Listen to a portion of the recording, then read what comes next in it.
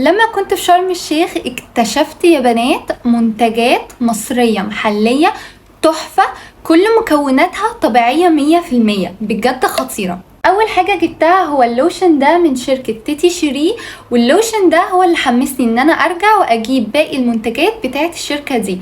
اللوشن ده من كتر ما هو حلو احنا رحنا جبنا منه 4، 2 لمامتي وواحد ليا وواحد لاختي.